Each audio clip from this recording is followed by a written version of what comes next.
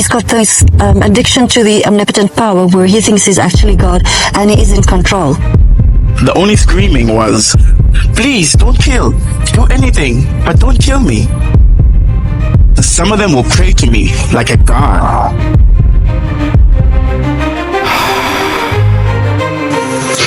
Hello everyone, my name is Sue. Welcome back to my True Crime channel. Tonight we're delving into the case of a prolific serial killer, Moses Sithole, also known as the ABC murderer because his killing spree started in Atteridgeville, continued in Boksburg and finished in Cleveland, a suburb of Johannesburg, South Africa. As investigators delved into his twisted psyche, the chilling reality of Sithole's depravity unfolded, painting a portrait of a man whose monstrous acts defied comprehension and left an indelible scar on South African collective memory. Let's take a look.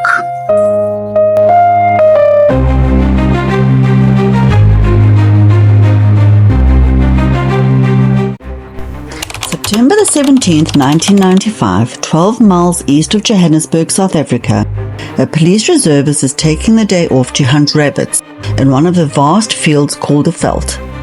Suddenly, the stench of decomposing flesh fills the air. Women's bodies at varying degrees of decomposition lay before him. Some were quite fresh, some were dehydrated, and some were skeletons. Police arrived quickly and fanned out over the area. They believed this killing field was the work of a serial killer they had been tracking for more than a year. Initially, they had found victims one by one, but this discovery demonstrated that the killer had become more adept and more daring. The bodies of 30 women have now been found in similar fields from Johannesburg to Pretoria. The victims were between the ages of 19 and 43. All had been strangled with articles of clothing, such as panties, bras, and stockings. Leon Nell was the lead investigator on the case. He used sticks to actually wind the stocking and or clothing around their necks. The first body connected to the killer was found on July the 16th, 1994, outside Johannesburg. Soon after, 2 more victims turned up. Superintendent Vinyl Fulyoon began to see a pattern. Were similar to each other. We started looking into the fact that it can be a serial killer. One young mother had her hands bound with her own brassiere. A few feet away was the body of her infant son. As the year went on, police discovered a body every 2 weeks, then once a week, then 2 every week. Yes, I'm very afraid. I can't even walk in the night. I think he's making all the women scared, and then I don't feel very good about it. And when we go around in town or whatever, because we don't know where he stays, so I'm very scared and we don't know what to do. Struggle to find that man. Yeah, they must fight to get him.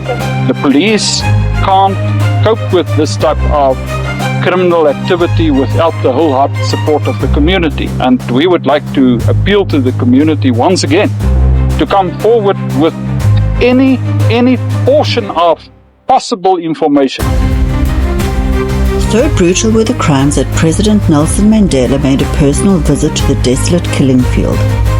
Investigators had found DNA evidence and many leads, but no clear suspects. We didn't know who we were looking for. It could be anybody. It's a race against time to catch him before he kills another innocent person. Then, while sifting through evidence, police investigator Leon Nell remembered a recent news story about a missing woman. There was an article in the Star newspaper about a lady, Trafina Mokgotsi. She disappeared under very suspicious circumstances. Nell wondered if Mokgotsi could be another victim of the serial killer and decided to question her co-workers. One of them remembered a man who had come to their workplace and offered Mokgotsi a job just days before she disappeared. Mismatched stories told by the family members of other victims were investigated, but this time Mokgotsi's friend Esther Malongo remembered a name. He told us that he's Moses Sithole. He told us his name. Nell ran a check on the name Moses Sithole and uncovered a man who had been convicted of assault. Police showed Sithole's picture to Mkhotsi's co-workers and they positively identified him. Detectives went to Sithole's home but found that he had left his common-law wife Martha and his daughter Brigitte a few weeks before. Sithole seemed to be one step ahead of them. Investigators put Sithole's picture on the front page of newspapers all over the country. Every day that is out and walking around the streets of South Africa, it can be another female that fall victim to him. And it became an obsession to me to apprehend him as quick as possible, to stop him from killing another innocent person. In October 1995, South African police were on the trail of suspected serial killer Moses Sithole. They knew his name but had no idea where he was. Then, on October the 18th, after receiving a tip from Sithole's brother-in-law, detectives were finally able to arrest Sithole. The man suspected of murdering 37 women and 1 child was finally in custody. Esther Mshlongo, a friend of one of the victims, was relieved to hear the news. The woman I'm working with, we were screaming, saying that that's it, they catch him. At last, we're going to be safe now. Whilst Sithole awaited trial, a fellow inmate managed to secretly videotape an interview with him. They offer you money? No. But you didn't want sex from them, that's one of them. No, I didn't go for, I was not in a holiday. So I was cross, I was hurt, I was aggressive. Sithole felt that he had been betrayed by women his whole life and that his hatred was justified. When we try to understand a serial killer or any criminal for that matter, things have to be looked at. How and where this person grew up. Moses was the 4th child of Sophie and Simon Sithole. He was born on November the 17th, 1964, in the South African township of Vosloorus. Moses was a bright, curious boy, but had few opportunities for education.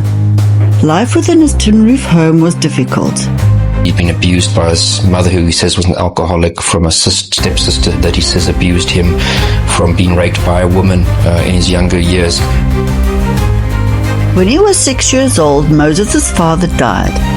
Since Simon Sithole was the sole provider, Sophie and her 6 children were evicted from their home. Moses spent the remainder of his childhood bouncing from one poorly run youth home to another. Sithole described these conditions more than 20 years later during his prison interview.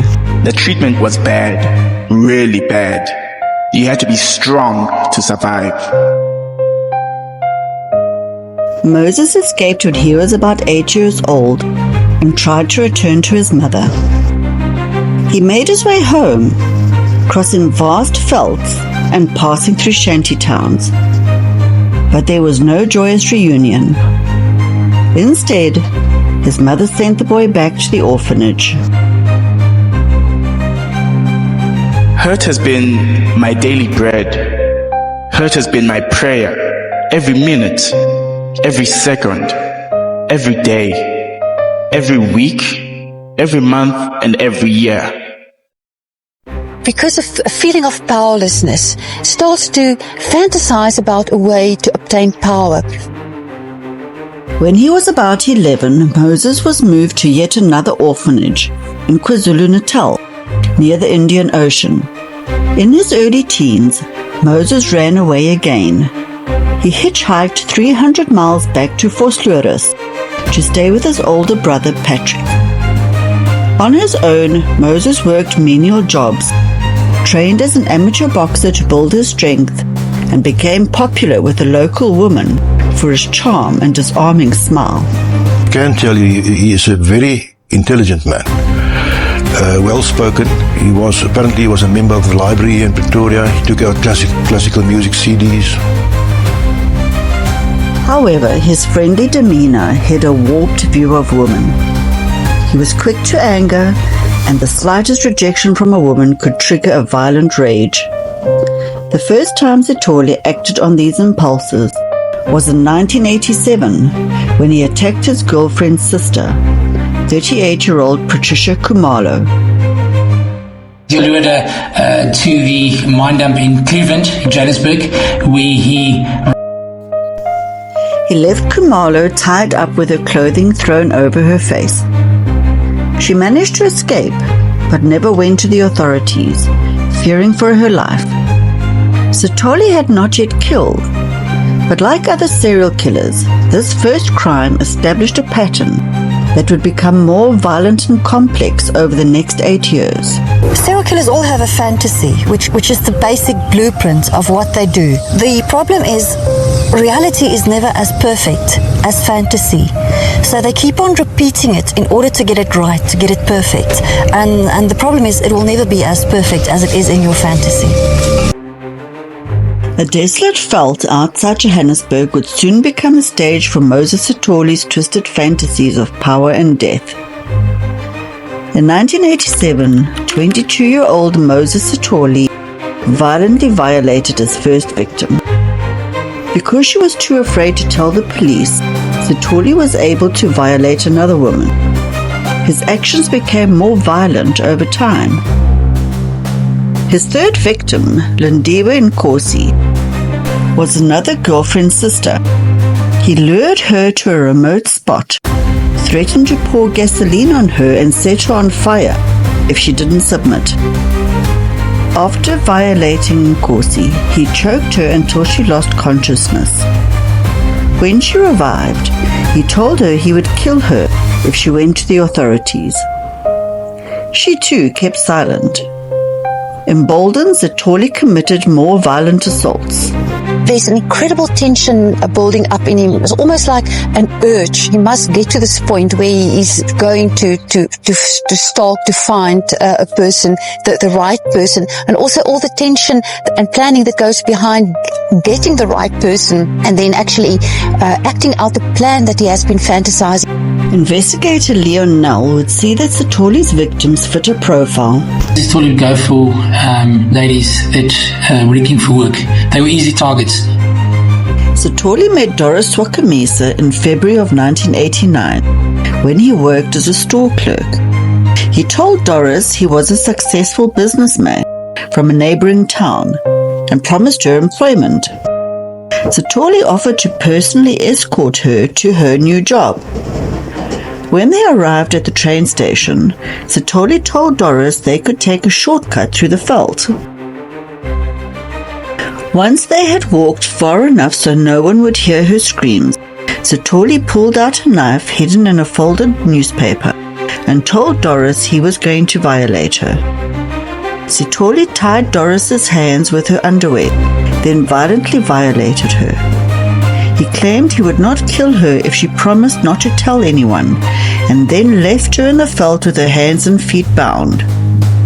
3 months later, Doris Swakamisa spotted Moses Sithole in a shop in downtown Johannesburg and called the police.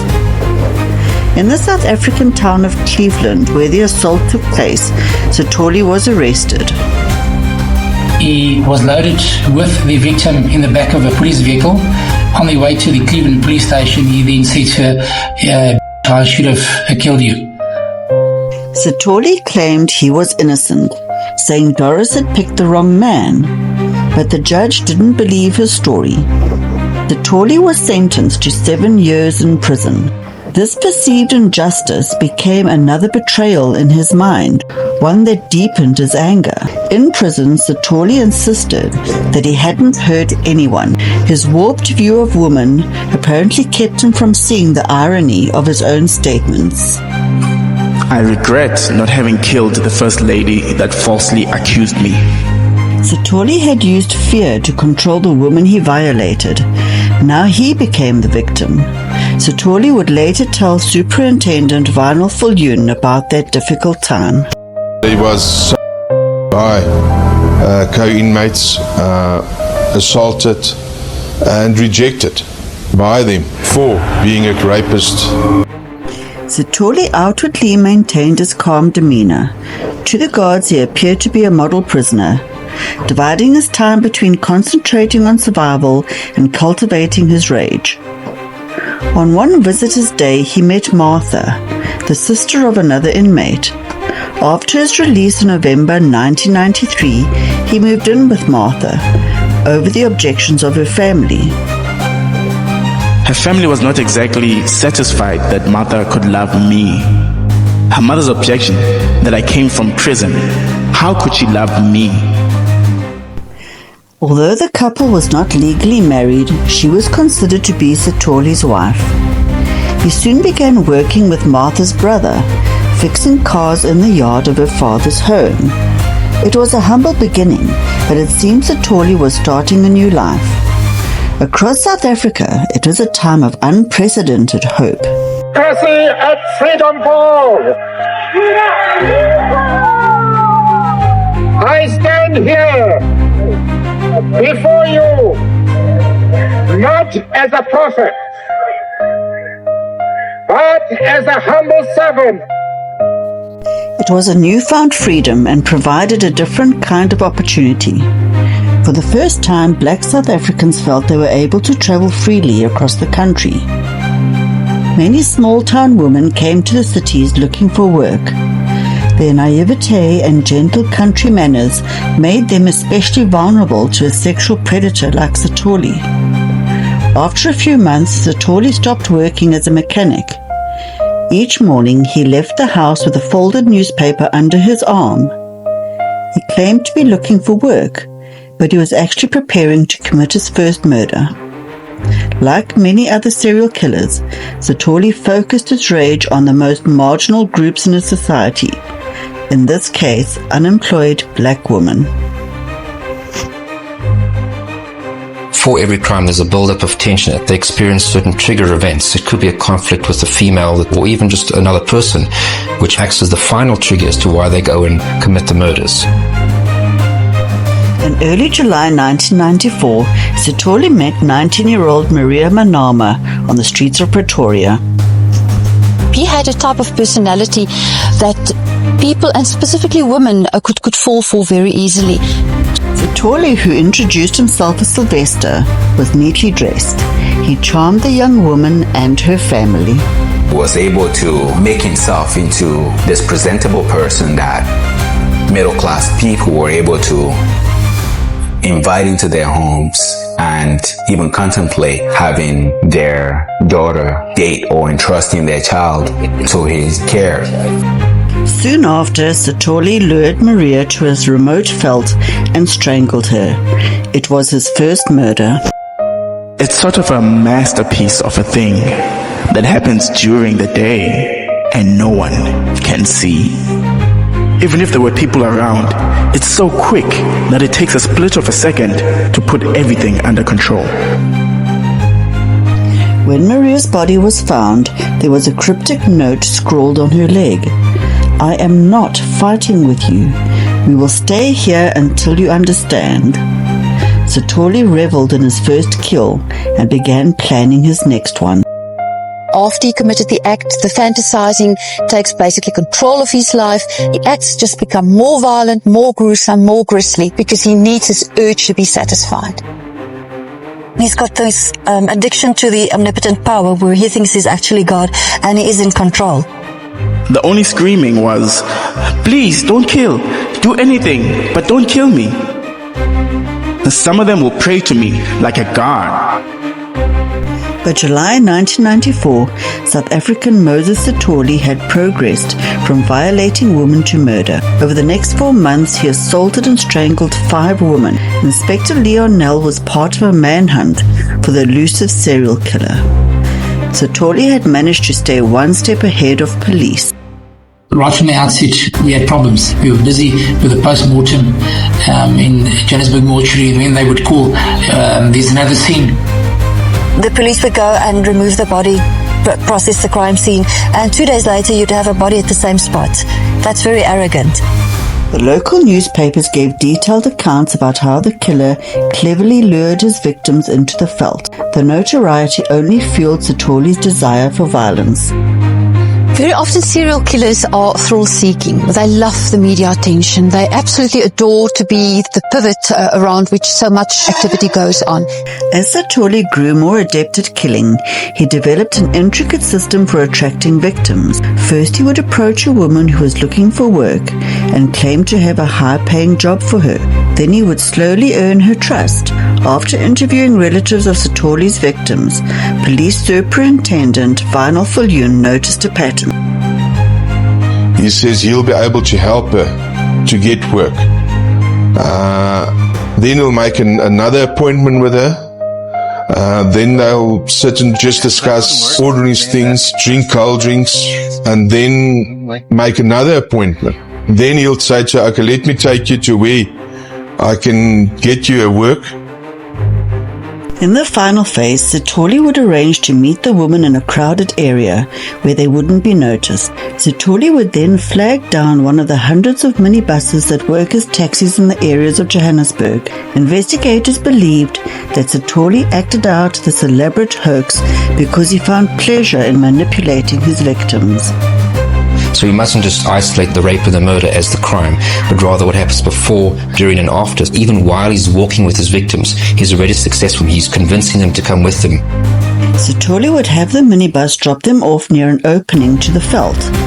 Not an uncommon request, as footpaths through the fields were often used as shortcuts. He would lead his victim down the path and out of sight, then take out his knife and make her disrobe.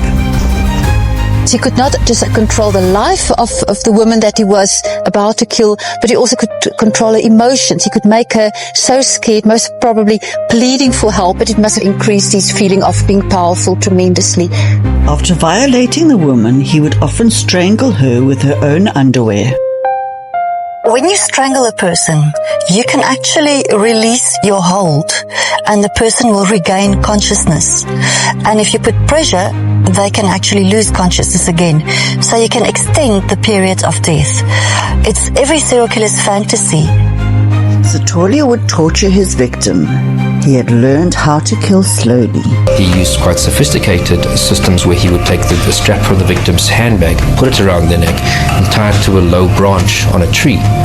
It was another technique that would prolong Sithole's sensation of ultimate power. And he would sit and watch while the victim stood there. And eventually, after an hour or two, the victim was unable to stand upright any longer and would lower themselves and actually strangle themselves. At a certain point, violating women and murder were not enough for Sithole. He began to taunt the families of his victims. He called the grandmother of one woman and told her, "It serves you well. You are now walking over the grave of Monica." Sithole now believed he could manipulate anyone at will.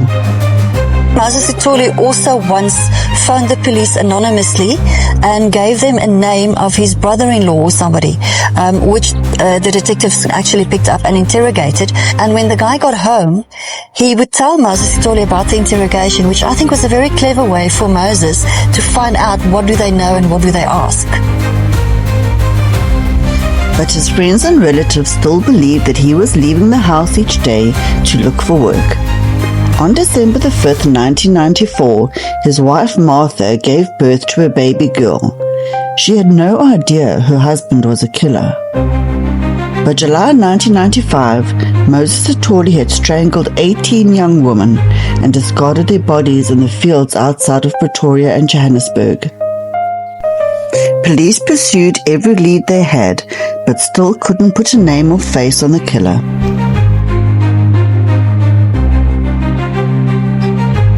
Detectives and myself, we do get very demoralized.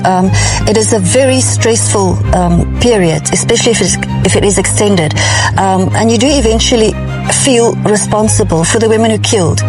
It's another innocent life. Whenever a serial killer is on the loose, the community in which such a person operates is becoming extremely frightened. We have to be actually careful that we don't walk at night alone. We don't do that things that will actually make us to be targets. But the African woman had become more cautious, and Sithole needed a more sophisticated plan for luring his victims. He read the newspaper daily and kept abreast of the changing conditions in the country. In time, he began to see a way to take advantage of the social reform. Sithole, who had grown up mostly in orphanages, invented a fictitious social service agency called Youth Against Human Abuse.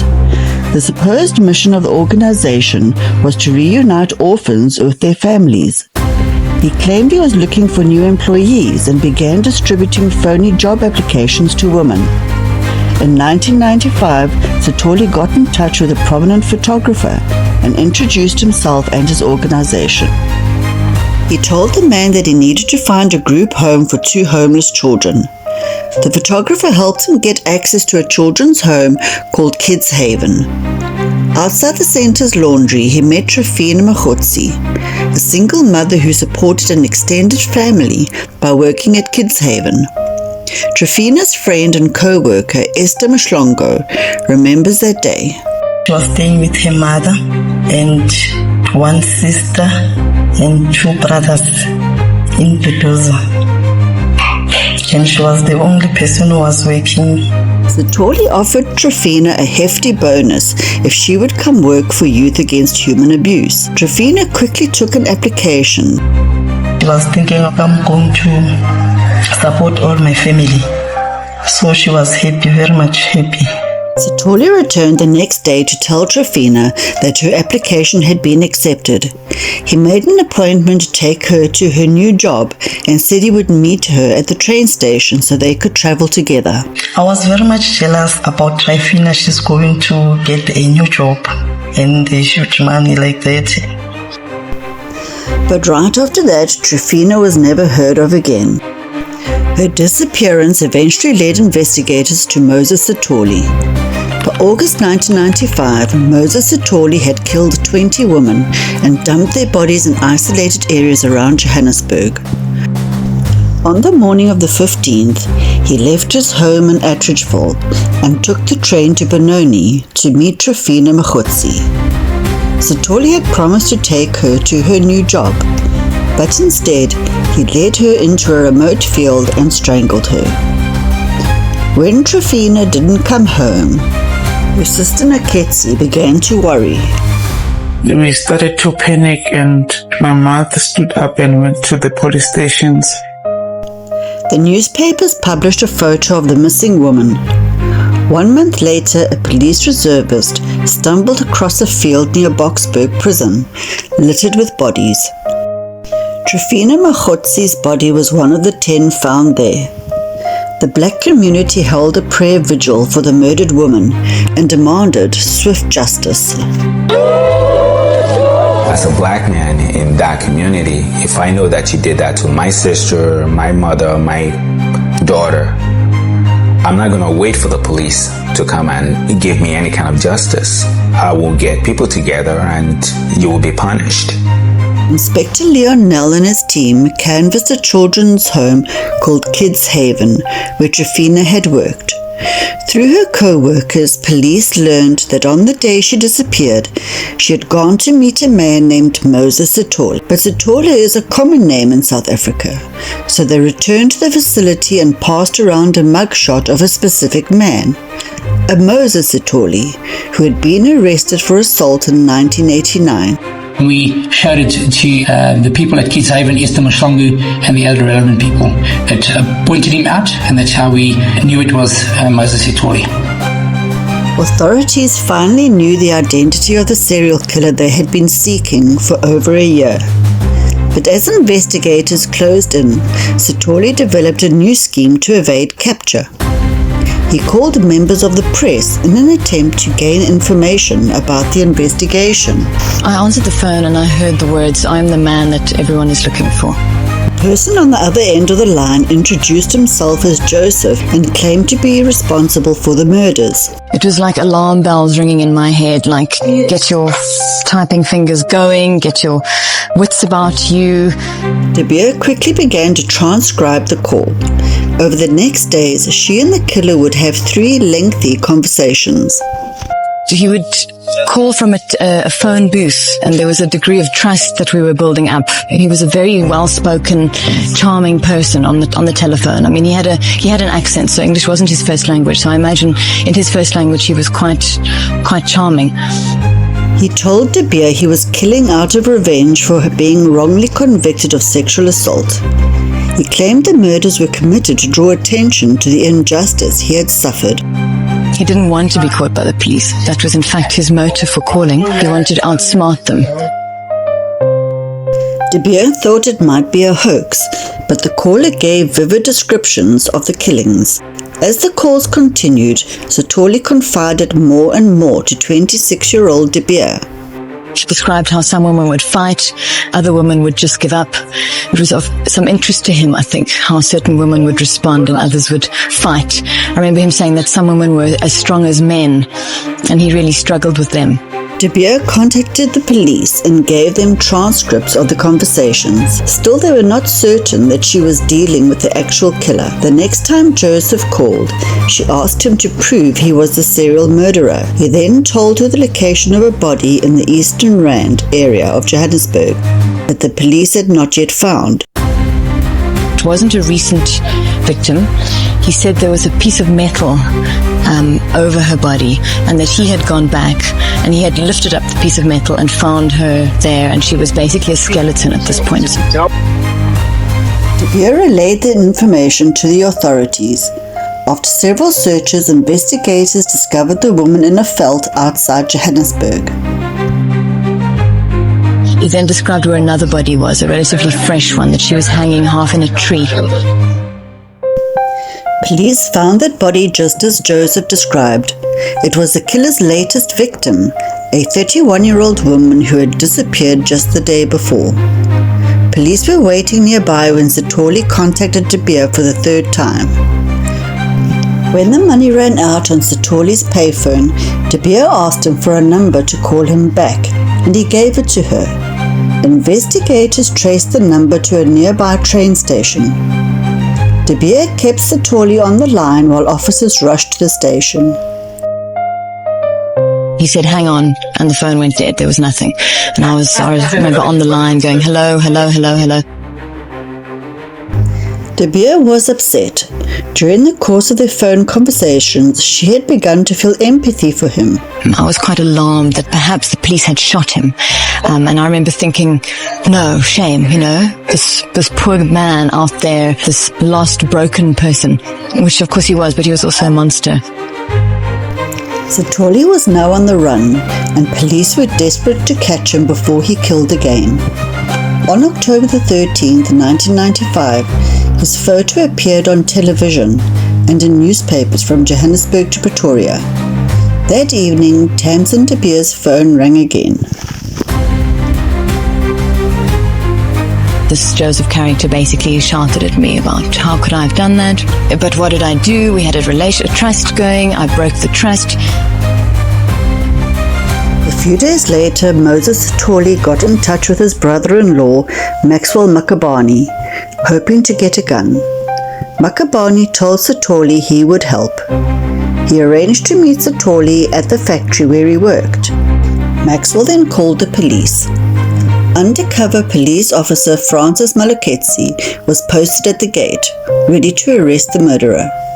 When Sithole arrived, he sensed the trap and fled. He ran into a dark alley. Officer Maluketsi was behind him. Suddenly Sithole turned and took a swipe at the officer with an axe. In response, Maluketsi fired several shots. Sithole was hit in the abdomen and the leg. Police rushed him to hospital. Lionel Viljoen tried to interrogate Sithole, but he was uncooperative. I asked him, Moses, did we find all the victims? So his answer to me was, I don't know. And I started thinking, what does he mean by I don't know? So I asked him again, Moses, did we find all the victims? And he said to me, I don't know, because I wasn't with you. Investigators reasoned that since Sithole's victims were women, a female detective might be better able to draw him out. The strategy worked. He became aroused at the thought of his crimes and touched himself while describing them to her. He started bragging to her how he killed them, what he did, and that sort of thing. When asked why he sexually assaulted and strangled 37 women, Moses Sithole said, "I did it to teach them a lesson." On October the 18th, 1995, serial killer Moses Sithole was shot during his arrest. After recovering from his wounds, Sithole was transferred to a prison near Pretoria to await trial. There he received numerous death threats from angry citizens. Sithole was heavily guarded by an elite police unit. Leon Nell remembers the tense situation. We did not want anything to happen to Moses. We wanted to have a fair trial. While in prison, a fellow inmate, Derek Skuman, gained Sithole's confidence. He managed to smuggle recording equipment into the prison and tape their conversations. Strangle or beat him? No, I didn't beat anybody. Just strangle? Yeah. How long does it take for somebody to die if you strangle them? A few minutes. Is it? Yeah, 5 minutes is too much. Sithole described his intense anger toward women. I fully hate a black woman. A woman can hurt you more than a man, more than anybody in this world. On October the 21st, 1996, Moses Sithole was charged in the Pretoria High Court with 38 murders and 40 sexual assaults. There was much more ladies he raped and killed that we knew about, but there wasn't sufficient evidence to obviously charge him on these cases. More than 140 witnesses testified for the state, including Trafina Makhotzi's best friend, Esther Mshlango. When we go to the court with Moses Sithole, I was very much scared, but I did go through this court thing, and then we went inside, and then Moses Sithole, he was there. Sithole did his best to intimidate the witnesses. When I was giving my story, and then he was just laughing at me, and he was shaking his head. DNA links Sithole to the murders, but his jailhouse confession was the most chilling evidence. In the video, he appears relaxed as he boasts about his crimes. If he's right him on the spot and the decision, the final decision not here, she must die. She can see it. I she died, and she can see it. No chance. Nothing will help her. Sithole said one of the women knew karate and that he had struggled with her for hours. Yeah, I gave her a chance to fight. And when we fight, I tell her, if you lose, you die.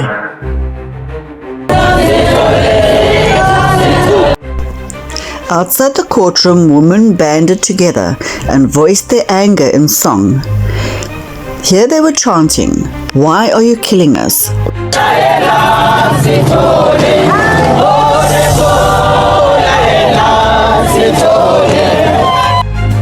When the crowds heard about Sithole's arrogance, they demanded the judge turn him over so they could punish him themselves.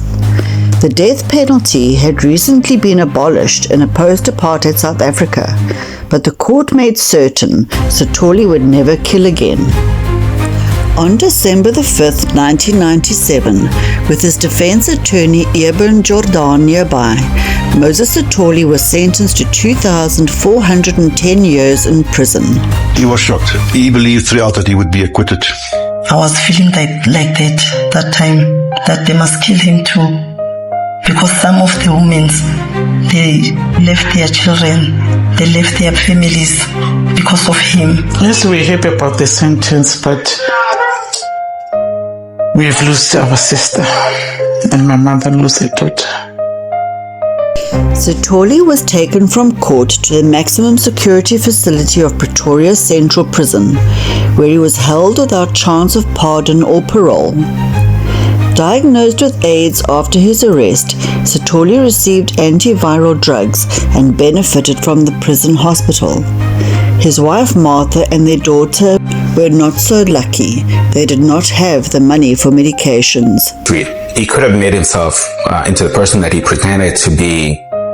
Instead, he took the lives of 37 women and 1 child, spreading heartbreak and fear throughout his community.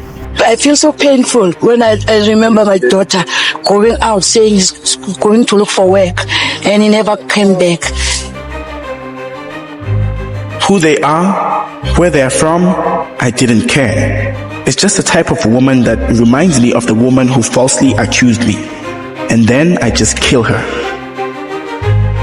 It is very important to understand they need to feel in control of everything. Feeling in control not only of the woman he was killing and raping, but of the whole world around him.